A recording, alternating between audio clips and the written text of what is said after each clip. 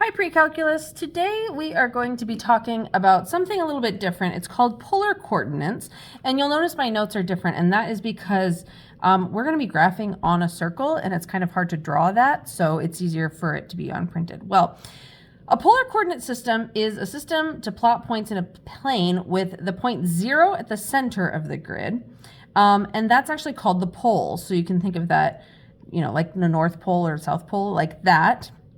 And the polar axis is the horizontal ray to the right. So here is the polar axis, and the polar coordinates are at each point on the plane, like it's r and then theta. So r is our distance, and theta is the angle from the polar axis. Okay, so let's actually talk about how to graph some of these. Okay, so here we are asked to plot the points with the given polar coordinates. So we have a point P at 2 pi over 4. So I like to do the theta first, but you can actually do this in any order you want. So first I go to pi over 4, which in this case, this is going like pi over 6, 3 pi over 6, or pi over 6, 2 pi over 6, 3 pi over 6. There we go. Okay.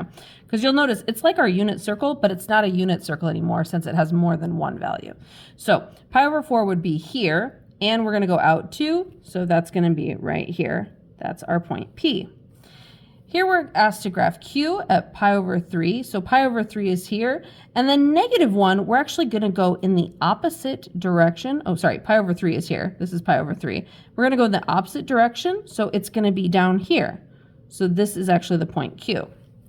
Then for the point R, we have -30 degrees, which is going to be down here, in route 3. So this is here at R. And for S, we're at -7 pi over 6. So that's 1, 2, 3, 4, 5, 6, 7. Did I do that right? Pause. Yeah, I did. Okay, so 1, 2, 3, 4, 5, 6, 7. And then we're going -2. So that's going to be 1, 2. So this is, wait, where did I say? 1, 2, 3, 4, 5, 6, 7. Sorry, it should be right here at, and that's our point S. Okay, so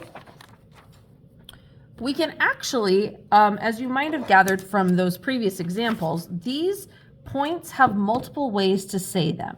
So if we plot the point 2 pi over 3, okay, so that's going to be right here, okay, or no, sorry, pi over 3, 2 pi over 3. This is going to be the point 2 pi over 3. We have other ways that we can write this, right? So there's actually some formulas for it. But basically, you can first add or subtract 2 pi. So if I subtract 2 pi, I'm going to get, we'll keep the 2, right? But if I go back 2 pi, then I'm going to end up getting -4 pi over 3, right? So 1, 2, 3. Is that right? Anyway, our next option is to use the opposite of R and add pi. So the opposite of R would be -2, and we're going to add pi. So this is going to be -2 comma 5 pi over 3. And C, I know what I was doing. I was counting wrong. I was counting by 6. That's the issue there. Okay, and then finally we can do -R, opposite R, and subtract pi. So that would be -2 and -pi over 3. Okay, so basically we have a formula. You can have 2 comma 2 pi over 3 plus 2 pi n, or -2 comma 2 pi over 3 plus 2 pi n, and n is contained within the integers, right? Okay, so that's just to show you, and we'll do more examples of that, how you can make these positive or negative. But another thing we can do with these coordinates is convert them between polar and rectangular. So here, if we want to change from polar to rectangular, we use the formula x equals r cosine theta, y equals r sine theta. Okay, so again, this formula, x equals r cosine theta and y equals r sine theta. Then if we want to change from rectangular to polar, we use x squared plus y squared equals r squared, and tan theta equals y over x. But of course, x cannot be 0. So let's actually do this. Find the rectangular coordinates of these points. So here we have 5 pi over 6. So x is equal to 3 times the cosine of 5 pi over 6. So that's equal to 3 times cosine is negative radical 3 over 2. So x is just negative 3 radical 3 over 2.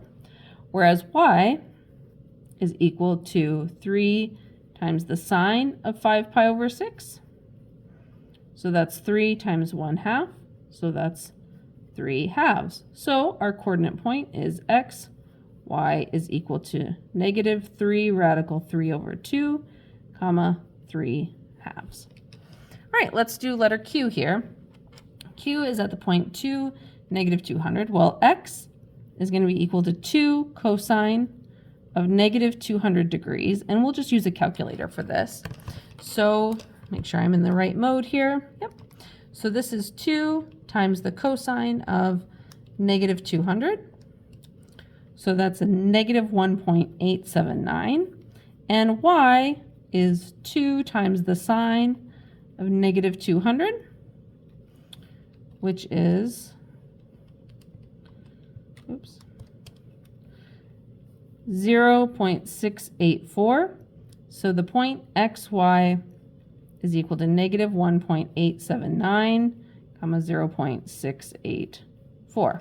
Okay, let's actually convert now from polar to rectangular.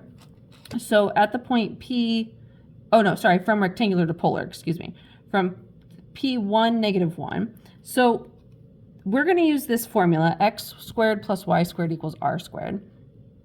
So 1 plus negative 1, each of those squared, is equal to r squared. So 1 plus 1 is equal to r squared.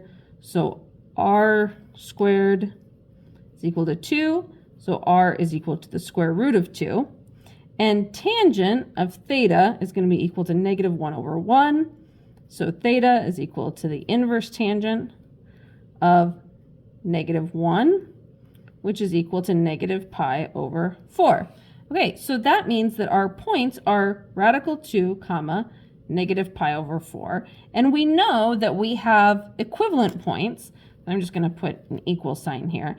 That's also equal to negative radical 2, comma, 3 pi over 4, which is also equal to radical 2, comma, 7 pi over 4. Right? Okay, let's do another one. Here we have r squared is equal to 2 squared plus 0 squared. So r squared is equal to 4 and r is equal to 2. Tangent of theta is equal to 0 over 2. So theta is equal to tangent inverse of 0. So theta is equal to 0. So our point 2, 0 is equal to negative 2 pi, which is equal to negative 2 negative pi. All right. So a helpful tip from converting rectangular to polar is to plot the point and note the quadrant or the axis that it lies on. And then if x or y is 0, use that sketch to find r, otherwise use the formula. But find theta when the point lies in the first or fourth quadrant, tan inverse, but second or third, pi plus the tan inverse. So let's actually do some of these. Here we have y equals 1/2 x squared, and we're going to express it in polar form. So r sine theta, sorry, I need to substitute correctly. R sine theta is equal to 1/2 times r cosine theta squared. So r sine theta is equal to 1/2 r squared cosine squared theta. So we can divide both sides by r, so we get sine theta, and I'm going to multiply by 2. 2 sine theta is equal to r cosine squared theta. So r is actually equal to 2 sine theta over cosine squared theta. So r ends up being equal to 2 secant theta tangent theta. Okay, now it's in polar form. Let's do another one. We have 4 x squared y is equal to 1. So 4 times r cosine theta squared times r sine theta is equal to 1. So 4r squared cosine squared theta times r sine theta is equal to 1. So 4r cubed cosine squared theta sine theta is equal to 1. And that's it. That's your formula. Not pretty, but it works. We can also convert to a polar from rectangular. So here we have r equals 4. So x squared plus y squared equals r squared. That's what we're going to use. So x squared plus y squared equals 4 squared.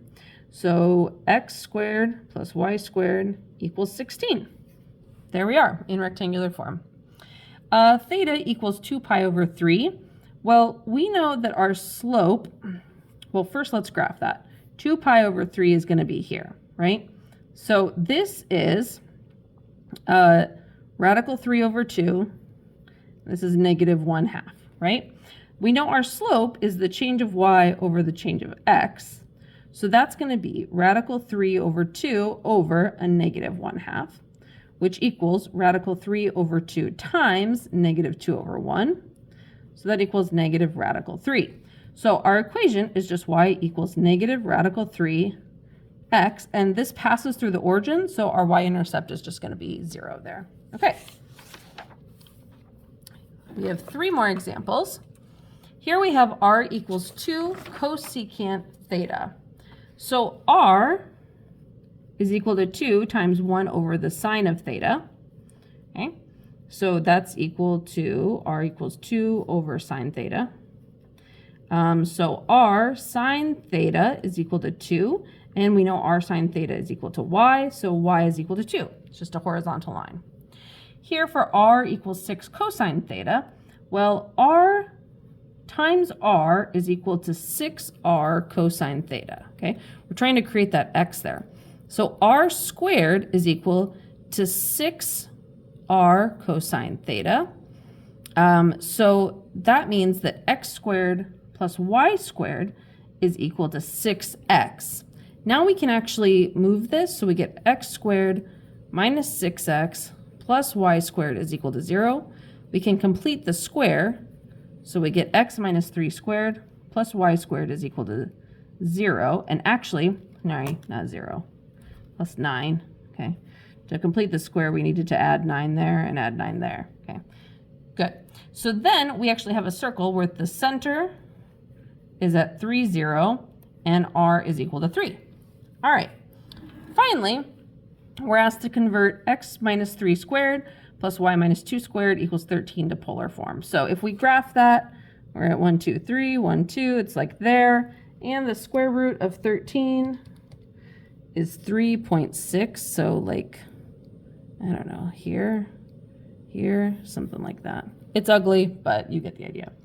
So x squared minus 6x plus 9 plus y squared minus 4y plus 4 is equal to 13. So 9 plus 4 is 13, so that's all going to cancel out. So now we have x squared plus y squared minus 6x minus 4y is equal to 0. Okay? This becomes r squared, so we have r squared minus 6 times r cosine theta minus 4 times r sine theta is equal to 0. So r times r minus 6 cosine theta minus 4 cosine theta is equal to 0. So r could be equal to 0, but actually that's not true because that's just a point, right? The lights went out. And then r can be equal to 6 cosine theta plus 4 sine theta. Okay, there we go. All right, if you have questions, please bring them to class. We're going to work through a lot of problems to practice this, and I'll see you then. Bye.